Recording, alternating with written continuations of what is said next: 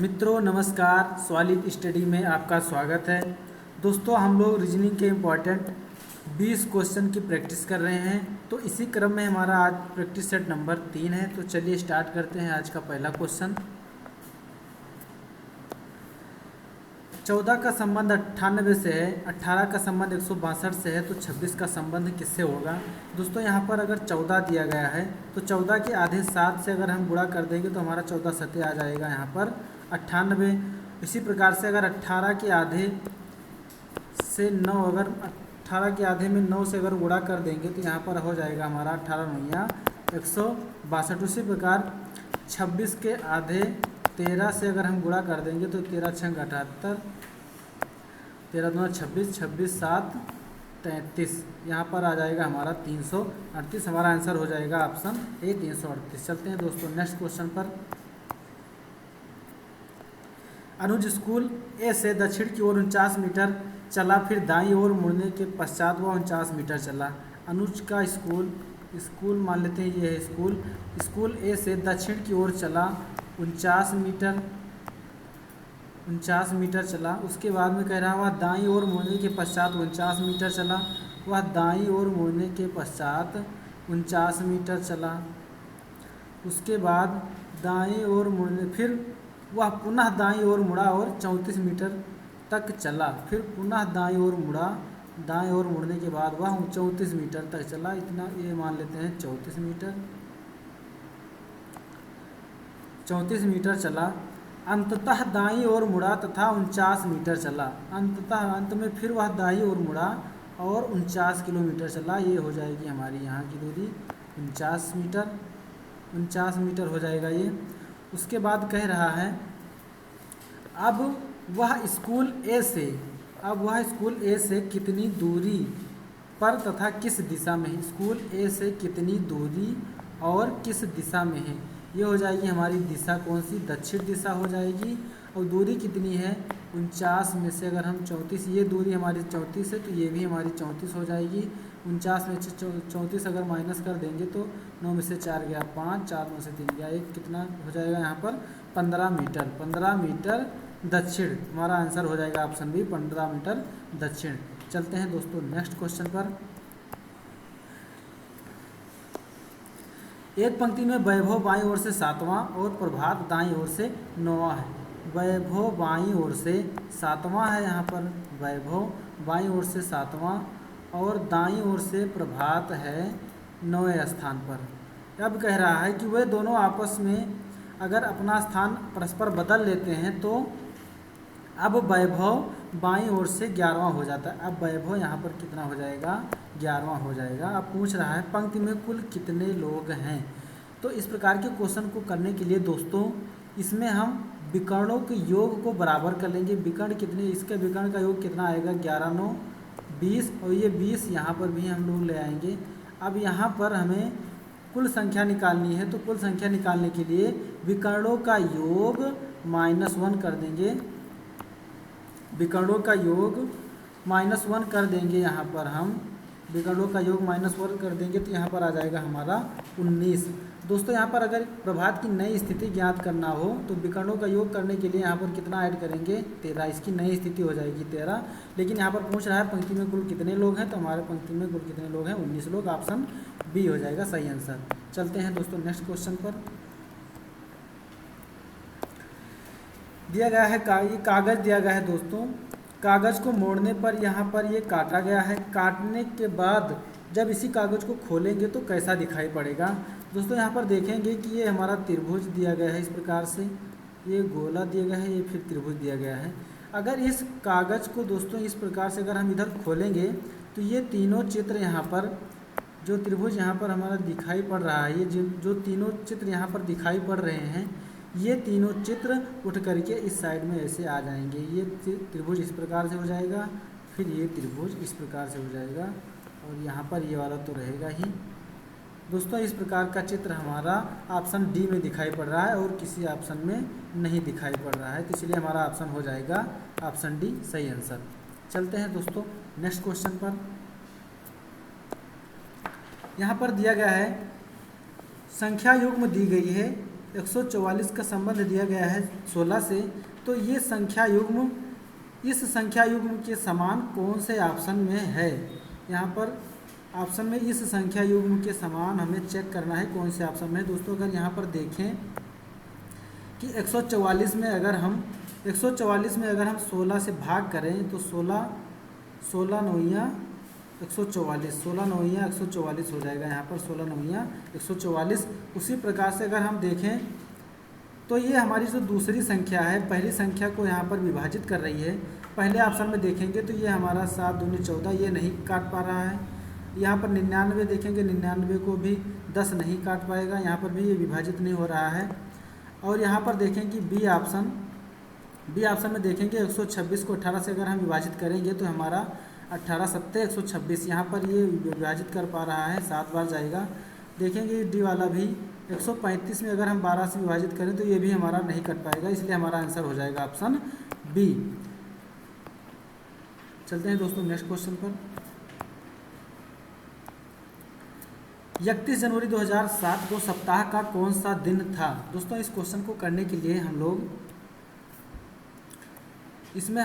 एक फार्मूले का यूज करेंगे। यहाँ पर हम फार्मूला यूज करेंगे तारीख प्लस माह का कोड प्लस शताब्दी का कोड प्लस वर्ष और प्लस लीप वर्ष, पूरे के बट्टे हो जाएगा यहाँ पर 7। दोस्तों यहाँ पर हम माह का कोड लगाएं। यहाँ पर तारीख कितनी है, तारीख है हमारी 31 प्लस माह का कोड कितना होगा, जनवरी से लेकर दिसंबर तक हम कोड बोल दे रहे हैं दोस्तों 14, 40, 250, 361 और 46। ये इसमें जितने भी अंक हैं वो इसमें 12 अंक हैं और 12 अंक के प्रत्येक अंक जो है जनवरी से दिसंबर तक के हमारे कोड हो जाएंगे। तो यहाँ पर जनवरी का कोड हो जाएगा 14, यहाँ पर हो जाएगा जनवरी, फरवरी, मार्च, हो जाएगा 14, 40। तो हमारा जनवरी का कोड यहाँ पर निकल के आया कितना, जनवरी का कोड हो जाएगा यहाँ पर 1। उसके बाद कह रहा है शताब्दी का कोड हमें निकालने के लिए हम 1900 को अपनी बेस वैल्यू मानेंगे। 1900 पे हमारा कोड हो जाएगा 0। उसके बाद में 2000 का कोड हो जाता है हमारा 6, यहाँ पर हो जाएगा 2100 का कोड 4, 2200 का कोड हो जाएगा 2। उसी प्रकार से अगर ऊपर जाएंगे यहाँ पर कम करेंगे, यहाँ पर शताब्दी 1800 का कोड हो जाएगा हमारा 2, 1700 का कोड हो जाएगा 4, 1600 का कोड हो जाएगा यहाँ पर 6। तो हमारा शताब्दी यहाँ पर वर्ष कितना दिया गया है 2007। 2007 में हमारी शताब्दी है कितनी, 2000 शताब्दी है। तो 2000 शताब्दी का कोड कितना हो जाएगा यहाँ पर 6, 2000 शताब्दी का कोड हो जाएगा 6। अब यहाँ पर वर्ष कितना दिया गया है 7, तो प्लस 7। अब इसमें 7 वर्ष में लीप वर्ष निकालने के लिए 7 में 4 से भाग दे देंगे तो हमारा लीप वर्ष निकल के आएगा। जितनी बार जाएगा दोस्तों उतना ही हमारा लीप वर्ष होगा। इसमें 7 में अगर 4 से भाग करेंगे तो हमारा 1 बार जाएगा, तो मतलब लीप वर्ष हमारा कितना आ जाएगा यहाँ पर 1। इसको पूरे से भाग कर देंगे 7 से, तो यहाँ पर देखेंगे 7, 6, 1, 7 हमारा यहाँ कट जा रहा है, 7 चौक 28, यहाँ पर बचेगा शेषफल 3, 3 और 1 4। यहाँ पर हमारा विषम दिन कितना बच रहा है 4 विषम दिन। अब दोस्तों हम लोग सप्ताह में विषम दिनों को कैसे गिनेंगे, हम संडे को अपना विषम दिन 1 मानेंगे, संडे को अपना विषम दिन 1 मानेंगे। उसी प्रकार से 4 नंबर विषम दिन किस दिन पर आएगा, तो हमारा 4 आ जाएगा हमारा बुधवार पर। तो हमारा आंसर हो जाएगा ऑप्शन सी, बुधवार। चलते हैं दोस्तों नेक्स्ट क्वेश्चन पर। यहाँ पर दिया गया है 4 शब्द दिए गए हैं जिनमें से 3 किसी न किसी तरह समान है और 1 असमान है। यहाँ पर दोस्तों असमान का चयन करना है, मतलब असंगत का चयन करना है। यहाँ पर देखेंगे महानदी, कृष्णा नदी और गोदावरी नदी, ये तीनों नदियाँ दोस्तों हमारी बंगाल की खाड़ी में गिरती हैं और ये ताप्ती नदी हमारी ये गिरती है अरब सागर में। ये हमारी ताप्ती नदी गिरती है अरब सागर में, तो इसलिए हमारा ये असंगत हो जाएगा, भिन्न हो जाएगा ऑप्शन सी, ताप्ती नदी। चलते हैं दोस्तों नेक्स्ट क्वेश्चन पर।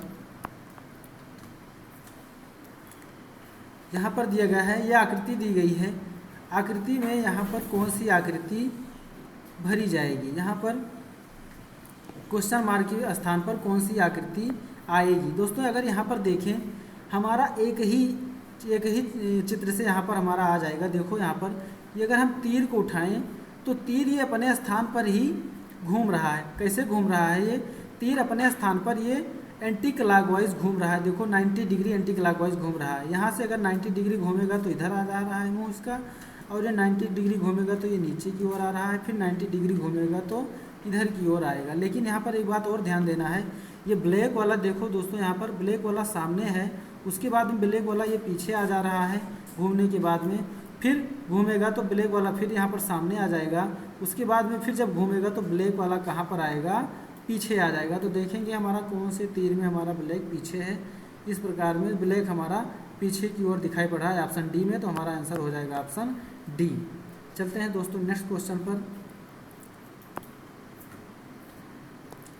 ये हमारी दी गई है प्रश्न आकृति। दोस्तों इस प्रश्न आकृति को देखेंगे कौन से ऑप्शन में ये निहित है, कौन से ऑप्शन में दोस्तों देखेंगे कि निहित है। देखेंगे यहाँ पर ये प्रश्न आकृति यहाँ पर भी हमें नहीं दिखाई पड़ रही कि यहाँ पर भी नहीं मिलेगा, ना तो बी वाले ऑप्शन में मिलेगा। दोस्तों यहाँ पर हम डी वाले ऑप्शन में देखेंगे तो ये वाली आकृति हमारी यहाँ पर दिखाई पड़ रही है, ये वाली आकृति हमें यहाँ पर दिखाई पड़ रही है, तो हमारा आंसर हो जाएगा ऑप्शन डी, सही आंसर। चलते हैं दोस्तों नेक्स्ट क्वेश्चन पर। दिया गया है यदि ये शब्द है कि प्रत्येक व्यंजन को उसके पिछले अक्षर से तथा प्रत्येक स्वर को उसके अगले अक्षर से बदलने पर प्राप्त अक्षर समूह में बाएं से 8वें अक्षर के बाएं तीसरा अक्षर ज्ञात करना है। बाएं से 8वें अक्षर के बाएं, दोस्तों अगर बाएं से बाएं के लिए बोलता है तो हम माइनस करेंगे, तो बाएं से 8वें अक्षर के बाएं तीसरा अक्षर माइनस करेंगे तो यहाँ पर निकल के आएगा हमारा बाएं से 5वां। आप देखेंगे इस शब्द में बाएं से 5वां कौन सा आ रहा है?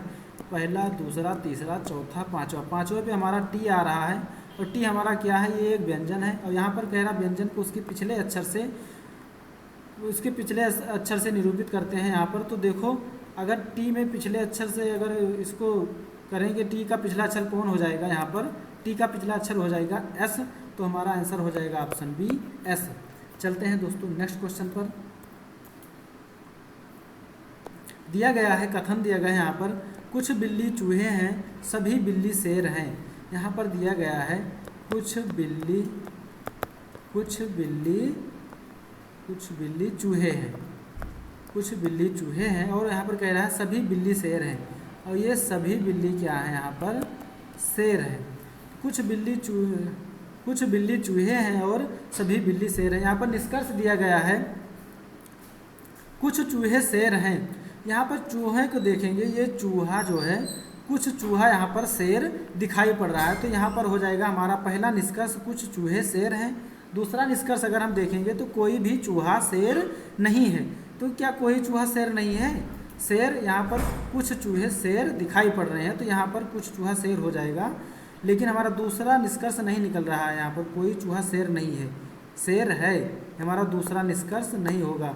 यहाँ पर हमारा आंसर हो जाएगा ऑप्शन ए, केवल निष्कर्ष एक सही होगा। दोस्तों इसको हम 150 के मेथड से भी लगा सकते हैं। 150 का मतलब ये होता है 50 की वैल्यू हो जाएगी, कुछ की वैल्यू हो जाएगी 50-50, और सभी की वैल्यू हो जाएगी 100-50। कुछ को मान लेंगे यहाँ पर 50-50, और यहाँ पर हो जाएगा 100-50। दोस्तों दोनों कथनों में, दो कथन में किसी एक शब्द का समान होना जरूरी है। यहाँ पर बिल्ली समान है, और दोनों समान शब्दों में एक 100 का होना जरूरी है, तो यहाँ पर 100 भी है। तो देखेंगे यहाँ पर ये अगर कथन पॉजिटिव है तो निष्कर्ष भी पॉजिटिव होना चाहिए। तो यहाँ पर निष्कर्ष हमारा ये पहला पॉजिटिव है और दूसरा निगेटिव है, इसलिए हमारा ये गलत है। कुछ चूहे शेर हैं, यहाँ पर चूहे की वैल्यू कितना है? यहाँ पर कुछ मानेंगे ये 50, और इसको भी 50 मानेंगे, तो चूहे की वैल्यू यहाँ भी 50 है, यहाँ भी 50 है, और शेर की वैल्यू यहाँ भी 50 है, यहाँ भी 50 है, इसलिए हमारा पहला निष्कर्ष सही हो जाएगा। दोस्तों चलते हैं नेक्स्ट क्वेश्चन पर। दिया गया है कथन, वक्तव्य दिया गया है, वक्तव्य मतलब कथन ही होता है। दिया गया है संविधान मौलिक अधिकारों को सुनिश्चित करता है, संविधान मौलिक अधिकारों को सुनिश्चित करता है। अगला दिया गया है संसद को संविधान में संशोधन करने का अधिकार है। आगे निष्कर्ष दिया गया है संसद ने संविधान में मौलिक अधिकारों को शामिल किया है। दोस्तों यहाँ पर जो कथन दिया गया है, इससे हम जो कथन दिया रहेगा निष्कर्ष निकालेंगे, तो कथन के माध्यम से ही निष्कर्ष निकालेंगे। तो यहाँ पर कथन के माध्यम से ये निष्कर्ष हमारा नहीं निकल पा रहा है। दूसरा निष्कर्ष देखेंगे दोस्तों, संसद ने मौलिक अधिकार को सुनिश्चित नहीं किया है। यहाँ पर नहीं की बात कर रहा है, उसमें कहीं भी नहीं की बात नहीं कर रहा है। और यहाँ पर कह रहा है कि संसद को संविधान में संशोधन करने का अधिकार है। यहाँ पर दिया गया है कि संसद ने मौलिक अधिकारों को सुनिश्चित किया है। हमारा दोनों निष्कर्ष यहाँ पर गलत हो जाएगा। आंसर हो जाएगा ऑप्शन डी, उपयुक्त में से कोई नहीं। चलते हैं दोस्तों नेक्स्ट क्वेश्चन पर। किसी कक्षा में 14 नोटबुक इंक पेन से जांची गई, जबकि 22 नोटबुक रंगीन पेंसिल से जांची गई। यहाँ पर बनाएंगे हम वेन डायग्राम। 14 नोटबुक किससे जांची गई हैं? इंक से जांची गई हैं। उसके बाद कह रहा है 22 नोटबुक पेंसिल से जांची गई हैं। कितनी नोटबुक? यहाँ पर 22। और कह रहा है 4 नोटबुक दोनों से जांची गई हैं। 4 नोटबुक दोनों से जांची गई हैं। तो यहाँ पर 14 जो है जांची गई हैं इंक से, और 4 दोनों से, तो इसमें 14 में से 4 माइनस कर देंगे तो हो जाएगा हमारा 10, और 22 में से 4 माइनस करेंगे तो हमारा हो जाएगा 18। अब इन तीनों को हम जोड़ लेंगे, जो हो जाएगी हमारी कुल संख्या निकल जाएगी 18 4 22 22 10, यहाँ पर हो जाएगा हमारा 32। आंसर हो जाएगा ऑप्शन बी 32। चलते हैं दोस्तों नेक्स्ट क्वेश्चन पर।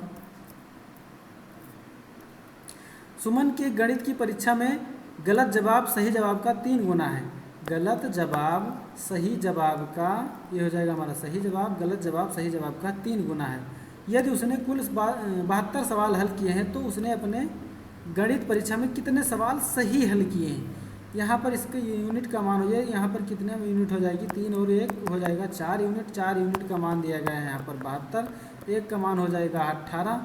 तो यहाँ पर कितने सवाल सही किए हैं? तो सही के यूनिट है यहाँ पर 1, तो 1 का मान निकालना है। तो 1 का मान यहाँ पर 18 है, तो 18 एकम 18 ही। उसने सही कितना प्रश्न किया है? गणित में सही सवाल कितने किए हैं? 18।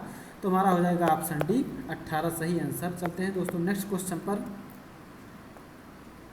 नीचे दी गई आकृति में कितने त्रिभुज दिए गए हैं? दोस्तों इस प्रकार के त्रिभुज में हमें यहाँ पर जितने बॉक्स होते हैं गिन करके उनको मल्टीप्लाई कर देना है 2 से। तो इस बॉक्स में हमारे कितने त्रिभुज बनेंगे? 8। इसमें भी 8 बनेंगे, उसमें भी 8 बनेंगे। तो दोनों कितने त्रिभुज हो गए? 16 त्रिभुज। अब इन दोनों त्रिभुजों को मिलाकर कितने त्रिभुज बन रहे हैं? यहाँ पर एक त्रिभुज ये बन रहा है, और एक त्रिभुज ये बन रहा है, एक त्रिभुज ये बन रहा है, और यहाँ पर भी एक त्रिभुज ये और एक त्रिभुज ये। 1 2 3 4 5 6, यहाँ पर 6 त्रिभुज और बन रहे 16 6, यहाँ पर बन जा रहा है 22 त्रिभुज। आंसर हो जाएगा हमारा दोस्तों यहाँ पर आंसर हो जाएगा हमारा 22, ऑप्शन डी सही उत्तर। चलते हैं दोस्तों नेक्स्ट क्वेश्चन पर। यहाँ पर दिया गया है P + Q गुणे R - S में Q S से किस प्रकार संबंधित है? Q और S के बीच के रिश्ता पूछ रहा है। यहाँ पर Q और S इतने में ही हमारा रिश्ता निकल आएगा। तो यहाँ पर देखेंगे स्टार का मान क्या दिया गया है? A स्टार B का अर्थ है A B का भाई है, इसका मान है क्या? भाई। अब यहाँ पर माइनस के लिए क्या कहा गया है? माइनस के लिए कहा गया है, स्टार के लिए कहा गया था A B का भाई है, यहाँ पर माइनस के लिए कहा गया है A B की माता है। माइनस पे यहाँ पर क्या लिख देंगे? ये हो जाएगी माँ। अब यहाँ पर देखेंगे कि Q A B का भाई है, तो यहाँ पर Q हो जाएगा Q R का भाई है, Q हो जाएगा R का भाई। अब कह रहा है R - S, मतलब A - B का अर्थ है A B की माता है, तो R S की माता हो जाएगी। यहाँ पर R S की माता हो जाएगी। तो जब R S की माता हो जाएगी तो R का भाई Q, S की माता R, तो S की माता का भाई S का क्या हो जाएगा? यहाँ पर ये मामा हो जाएगा। तो हमारा आंसर हो जाएगा ऑप्शन ए मामा सही उत्तर। चलते हैं दोस्तों नेक्स्ट क्वेश्चन पर। दिया गया है 14C ब्रैकेट में 18D 3 और A 5। यहाँ पर दिया गया है B का, A को क्या कहा गया है? यहाँ पर A को कहा गया है जोड़, B को कहा गया है गुणा, और C को कहा गया है यहाँ पर घटाव, D को कहा गया है भाग। अब C को कहा गया है यहाँ पर 14C, यहाँ पर C हो जाएगा माइनस में हमारा 18D को क्या कहा गया है यहाँ पर भाग, A को क्या कहा गया है यहाँ पर जोड़। अब यहाँ पर हम ब्रैकेट वाला पहले ऐड करेंगे, 3 छक 18, यहाँ पर 6 हो जाएगा। अब ये माइनस यहाँ पर हो जाएगा -6। अगर हम ये प्लस में 5 है तो 14 में 5 जोड़ेंगे कितना हो जाएगा? 19। 19 में -6 करेंगे तो हमारा आ जाएगा यहाँ पर 13। हमारा आंसर हो जाएगा ऑप्शन सेकंड 13। आंसर सही हो जाएगा हमारा 13। चलते हैं दोस्तों नेक्स्ट क्वेश्चन पर। दिए गए विकल्पों में वह शब्द चुनिए जो दिए गए शब्द के अक्षरों का प्रयोग करके नहीं बनाया जा सकता है। इस शब्द का प्रयोग करके नहीं बनाया जा सकता, शब्द के अक्षरों का प्रयोग करके नहीं बनाया जा सकता है। दोस्तों यहाँ पर अगर हम सेकंड ऑप्शन में देखें तो यह इस शब्द में अगर इस शब्द के अलावा कोई भी अक्षर हमें अगर एक्स्ट्रा दिखाई पड़ता है तो वो हमारा शब्द नहीं बनेगा। तो इस शब्द के अलावा हमारा सेकंड ऑप्शन में दिख रहा है डी, अलग दिख रहा है यहाँ पर, और इसमें कहीं डी नहीं दिख रहा है, तो इसलिए हमारा आंसर हो जाएगा सेकंड, ये नहीं बनाया जा सकता है। दोस्तों चलते हैं हम नेक्स्ट क्वेश्चन पर।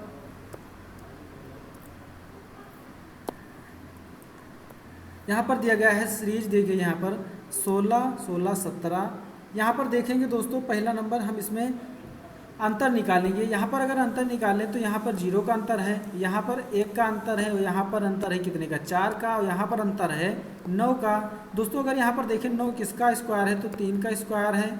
यहाँ पर 9 स्क्वायर है किसका, 3 का। यहाँ पर 9 3 का स्क्वायर है, और यहाँ पर 4 2 का स्क्वायर है। उसी प्रकार से यहाँ पर इसके स्क्वायर को हम जोड़ देंगे आगे, तो 3 के स्क्वायर के बाद यहाँ पर 4 का स्क्वायर क्या हो जाएगा, यहाँ पर 16। अगर इसमें 16 जोड़ देंगे तो हमारा आ जाएगा 46। तो हमारा आंसर हो जाएगा ऑप्शन सी 46। चलते हैं दोस्तों नेक्स्ट क्वेश्चन पर। दिया गया है दर्पण को नीचे दिखाए गए अनुसार पी क्यू पर रखा जाता है, तो दिए गए संयोजन के सही दर्पण प्रतिबिंब का चयन करें। यहाँ पर पी क्यू ये नीचे दिया गया है, इसका मतलब ये है दोस्तों जल प्रतिबिंब। यहाँ पर अगर हम 7 को देखें तो 7 अगर पलटे यहाँ पर 7, तो ये 7 हमारा इस प्रकार से दिखाई देगा। तो हमारा 7, दोस्तों 1 मिनट रुक जाओ। यहाँ पर देखें कि 7 हमारा अगर इसको पलटेंगे तो 7 हमारा इस प्रकार से दिखाई देगा। इस प्रकार से तो हमारा पहला ऑप्शन नहीं होगा। 3 ऑप्शन में देखेंगे यहाँ पर, अब इसको आर में देखेंगे तो आर को अगर यहाँ पर पलटेंगे तो हमारा इस प्रकार से आर दिखाई देगा। कहाँ कहाँ आर दिखाई पड़ रहा है, दूसरे में और तीसरे में दिखाई पड़ रहा है। इस प्रकार से चौथा हमारा नहीं हो जाएगा, नहीं होगा इसमें। अब देखेंगे आर सेम है, डब्लू यहाँ पर सेम है, सॉरी एम यहाँ पर, डब्लू यहाँ पर, इसका मतलब ये डब्लू हो जाएगा। अगर इसको पलटेंगे तो हमारा एम हो जाएगा। तो यहाँ पर ये भी सेम दिख रहा है। यहाँ 5 2 है, यहाँ पर 5 जो है यहाँ पर अलग दिखाई पड़ रहा है। अगर 5 को ऐसे पलटेंगे तो हमारा 5 इस तरीके से दिखाई पड़ेगा। तो हमारा आंसर हो जाएगा ऑप्शन थर्ड, आंसर होगा हमारा ऑप्शन थर्ड। दोस्तों बस आज के लिए इतना ही, मिलते हैं नेक्स्ट वीडियो में। तब तक के लिए जय हिंद, जय भारत, धन्यवाद।